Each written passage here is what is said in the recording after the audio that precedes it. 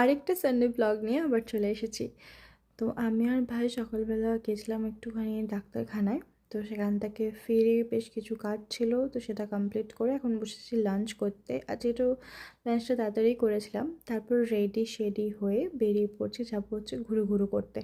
অনেক দিন পর আমি কোথাও ঘুরতে যাচ্ছি, আর একটু বেশি সেজে ফেলেছি আমার মনে হচ্ছিলো, কারণ কাছের থেকে কাছেই গেছিলাম।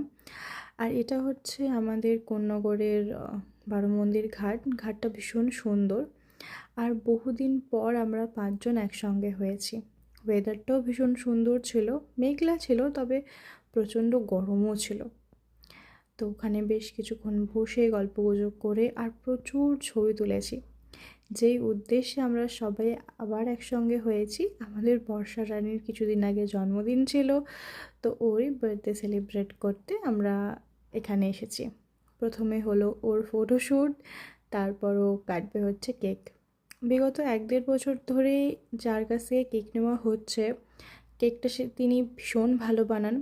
আর প্রতিবারের মতো এবারও কেকের ফ্লেভারটা এত সুন্দর ছিল যে আমরা চেটেপুটে সার্ভ করে দিয়েছি। তো কেক কাটার পর অবশ্যই সবাইকে একবার করে খাইয়ে দিতে হবে, তো আমাকেও বর্ষা খাইয়ে দিচ্ছিল। আর বর্ষা আর সায়নীর সাথে আমার বহুদিন পর দেখা হচ্ছে।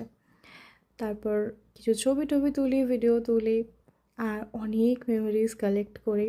খুব মিস করেছি সায়নী বর্ষাকে। তো আরও কিছুক্ষণ টাইম কাটানোর ইচ্ছে থাকলেও কালো করে মেঘ আসছে বলে আমরা আর বসলাম না, কারণ ওদের তো অনেকটাই যেতে হবে।